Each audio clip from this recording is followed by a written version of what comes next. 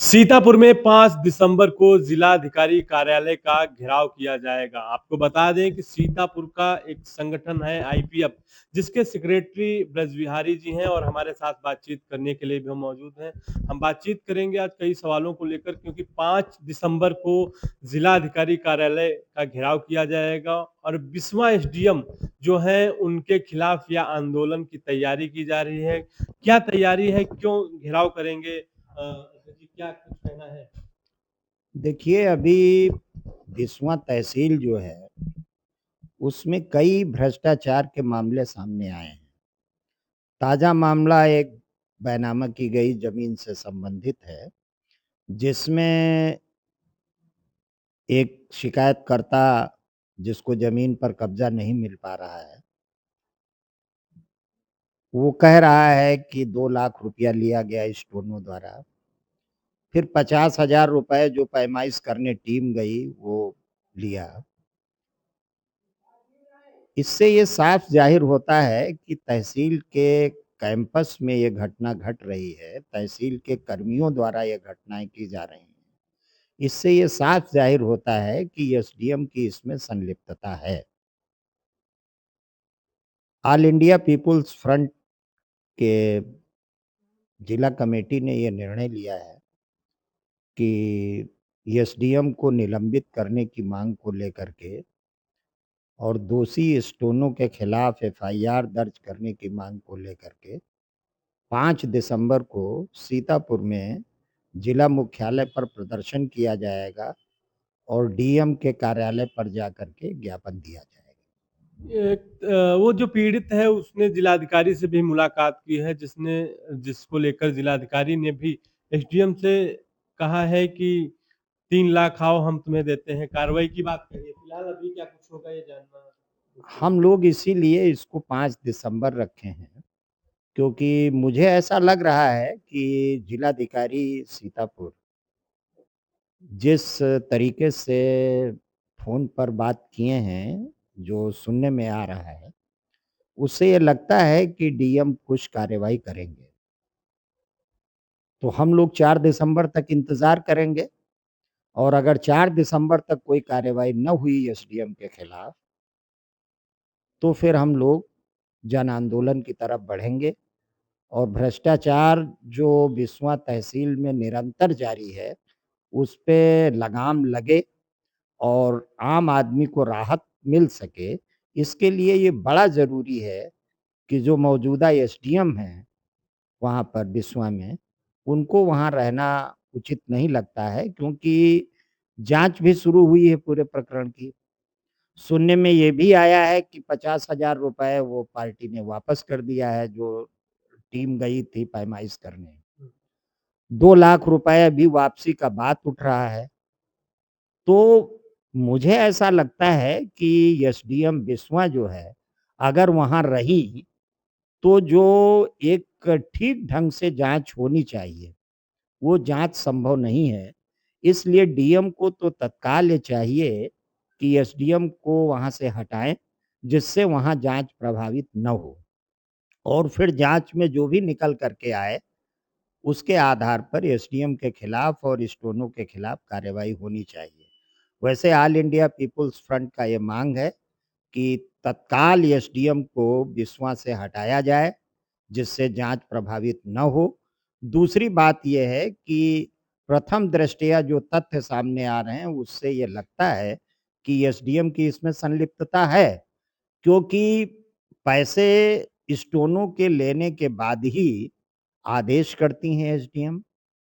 आदेश के बाद वो 3 सदस्यीय टीम गठित करती हैं। फिर वो टीम कब्ज़ा दिलाने जाती है, फिर वही टीम पा 50,000 रुपए फिर लेती है, जैसा शिकायतकर्ता कह रहा है।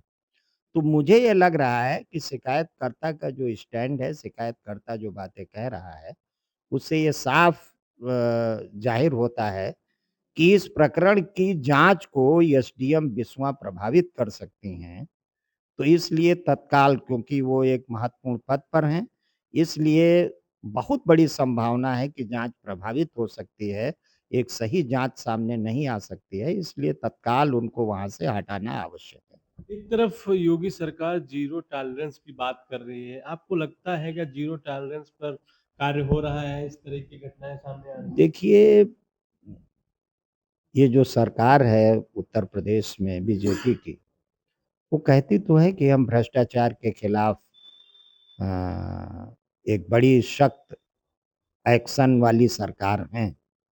लेकिन पूरे प्रदेश में अगर देखा जाए, तो चाहे भ्रष्टाचार का सवाल सीतापुर में हो, चाहे किसी भी दूसरे जिले में हो, लगातार तो भ्रष्टाचार की खबरें आ रही हैं और खबरें इतनी निकृष्टतम हैं, जो भाजपा सरकार के जो दावे हैं, उन पर खुद ही कालिक पोत रही हैं। अभी आप 2 दिन पहले एसडीएम सिधौली का प्रकरण आपके सामने आया। अब उसके बाद एसडीएम बिस्वा का प्रकरण सामने आया। जिले में अभी ढेर सारे इस तरीके के प्रकरण सामने आए हैं भूमाफियाओं से संबंधित। तो ये खुद ही इस बात की तस्दीक करते हैं, इस बात की गवाही है कि सरकार की जो घोषणाएँ हैं, वो जनता के लिए सिर्फ़ छलावा है। जिस तरीके से सीतापुर के जिलाधिकारी जो राजा गणपत आ रहे हैं, लगातार आप देख रहे होंगे निरीक्षण कर रहे हैं, कार्रवाई भी कर रहे हैं। उनके आने के बाद भी सिस्टम में कहीं सुधार आपको लग रहा है? देखिए अभी जो वर्तमान डीएम हैं, उनकी कार्यशैली पर तो कोई सवाल नहीं है। अभी पिछले दिनों मेरी उनसे उनके आवास पे 1 दिन की मुलाकात भी हुई थी और उन्होंने भी कुछ बातें रखी और मैंने भी कुछ बातें उनके समक्ष रखी थी। एक बात तो ये साफ है कि डीएम की नीयत अच्छी है और इस दिशा में वो प्रयास भी कर रहे हैं।